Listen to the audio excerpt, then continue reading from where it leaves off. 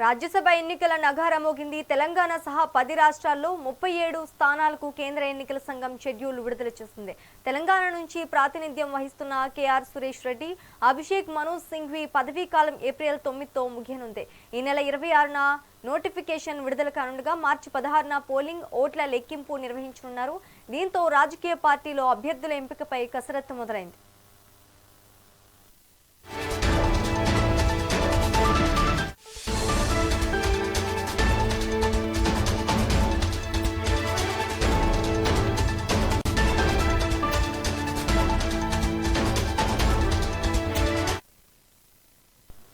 రాజ్యసభ ఎన్నికల నగారా మోగింది. తెలంగాణ సహా 10 రాష్ట్రాల్లోని 37 స్థానాలకు కేంద్ర ఎన్నికల సంఘం షెడ్యూల్ విడుదల చేస్తుంది. తెలంగాణ నుంచి ప్రాతినిధ్యం వహిస్తున్న కేఆర్ సురేష్ రెడ్డి, అభిషేక్ మను సింఘ్వి పదవీ కాలం ఏప్రిల్ 9తో ముగియనుంది. ఈ నెల 26న నోటిఫికేషన్ విడుదల కానుండగా మార్చి 16న పోలింగ్, ఓట్ల లెక్కింపు నిర్వహించనున్నారు. దీంతో రాజకీయ పార్టీలో అభ్యర్థుల ఎంపికపై కసరత్తు మొదలైంది. ఇక ఇదే అంశానికి సంబంధించి మరింత సమాచారం మా ప్రతినిధి హారిక అందిస్తారు. హారిక, చెప్పండి.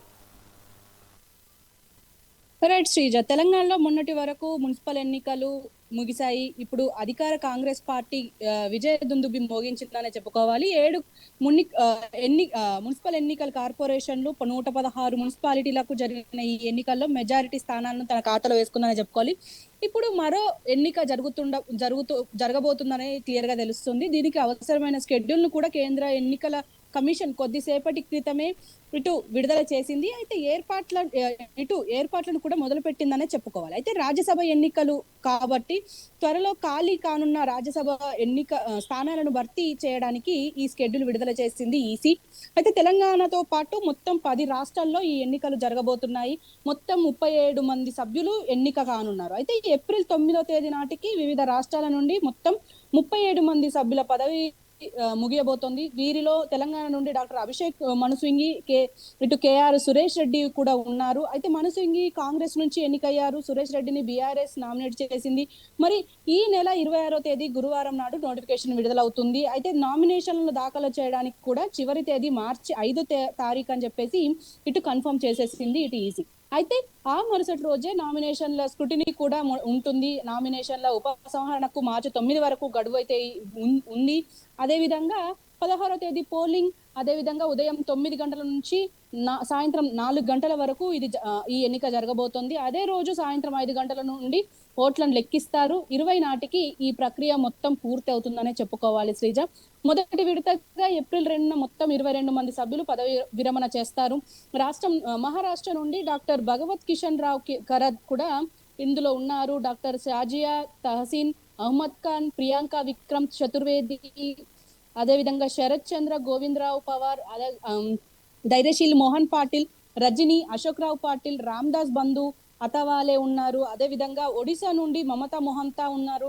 అయితే మొజుంబుల్లా ఖాన్ కూడా ఉన్నారు. ఉజిత్ కుమార్, నిరంజన్ గుషి, వీళ్ళందరి ఈ పదవి కాలం ముగుస్తుందనే చెప్తున్నారు. అయితే తమిళనాడు నుండి ఎన్ఆర్ ఇల్లోంగా, సి సెల్వరాసు, ఎం తంబితురై, తిరుచి శివ, డాక్టర్ కనిమొలి, ఇట్లా చాలా మందే ఉన్నారు. కాబట్టి వీళ్ళందరి నుంచి అంటే మొత్తం ఈ ఏడాది జనవరి 5 నుండే మొత్తం ఖాళీగా ఉన్నాయి అని చెప్తున్నారు. మరి రెండో విడతలో ఏప్రిల్ 9 మొత్తం 15 మంది సభ్యులు విరమణ చేయబోతున్నారు. అస్సాం నుండి రామేశ్వరం తేలి, భువనేశ్వర్ కవిత, అదేవిధంగా అజిత్ కుమార్ బోయాన్ పదవి విరమణ చేస్తారు అని చెప్తున్నారు. అయితే బీహార్ నుండి అమరేంద్ర ధారి సింగ్, ప్రేమ్చంద్ గుప్తా, రామ్నాథ్ ఠాకూర్, ఉపేంద్ర కష్వాహా, హరివంశీ నారాయణ్ సింగ్ పదవి కాలం కూడా ముగియనుంది. అయితే ఛత్తీస్గఢ్ నుండి కూడా కావి తేజ్పాల్ సింగ్, తులసి పూలో దేవి నేతాం, హర్యానా నుండి కిరణ్ చౌదరి, రామ్చందర్ జాగ్రా, హిమాచల్ ప్రదేశ్ నుండి ఇందు బాలగోస్వామి, ఇట్లా దాదాపు మొత్తం 37 మందికి పదవి కాలం ముగియబోతోంది.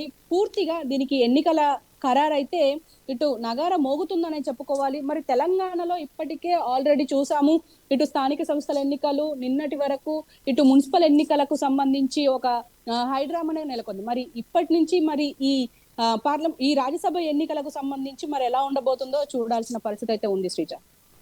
Right, thank you for the update Harika.